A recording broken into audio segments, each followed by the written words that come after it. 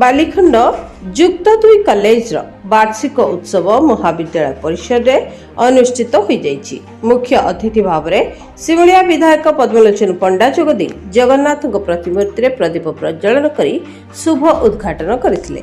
ବିଦ୍ୟାଳୟର ଅଧ୍ୟକ୍ଷ ନିର୍ମଳ ଚନ୍ଦ୍ର ବଳଙ୍କ ଅଧ୍ୟକ୍ଷତାରେ ମୁଖ୍ୟ ବକ୍ତା ଭାବରେ ବଲାଙ୍ଗୀର ଡିଗ୍ରୀ କଲେଜର ଅଧ୍ୟକ୍ଷ ରତ୍ନାକର ସିଂ, ସମ୍ମାନିତ ଅତିଥି ଭାବରେ Simulia BDO Sunil Kumar Tudu, Khaira BDO Narayan Sahu, Khaira block ଅଧ୍ୟକ୍ଷ ଅଭିଲିପ୍ସା ସାହୁ, ବାଲିଖଣ୍ଡ ଡିଗ୍ରୀ କଲେଜ ଅଧ୍ୟକ୍ଷ ରମେଶ ଚନ୍ଦ୍ର ପଣ୍ଡା, ଅବସରପ୍ରାପ୍ତ ଅଧ୍ୟକ୍ଷ ଡକ୍ଟର ଅଜୟ କୁମାର ପଣ୍ଡା ପ୍ରମୁଖ ଯୋଗଦେଇ ବକ୍ତବ୍ୟ ପ୍ରଦାନ କରିଥିଲେ। ଇଂରାଜୀ ଅଧ୍ୟାପକ ଅନିଲ କୁମାର ଦାସ ଅତିଥି ପରିଚୟ ପ୍ରଦାନ କରିଥିବା ବେଳେ ଓଡ଼ିଆ ଅଧ୍ୟାପକ ଅକ୍ଷୟ କୁମାର ମହାନ୍ତି ବାର୍ଷିକ ବିବରଣୀ ପାଠ କରିଥିଲେ।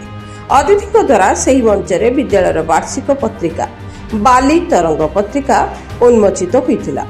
କୃତି ପ୍ରତିଯୋଗୀମାନଙ୍କୁ ମାନପତ୍ର ଦେଇ ଅତିଥି ସମ୍ମାନିତ କରିଥିଲେ। ପରେ ବିଦ୍ୟାଳୟ ପକ୍ଷରୁ ସାଂସ୍କୃତିକ କାର୍ଯ୍ୟକ୍ରମ ଅନୁଷ୍ଠିତ ହୋଇଥିଲା।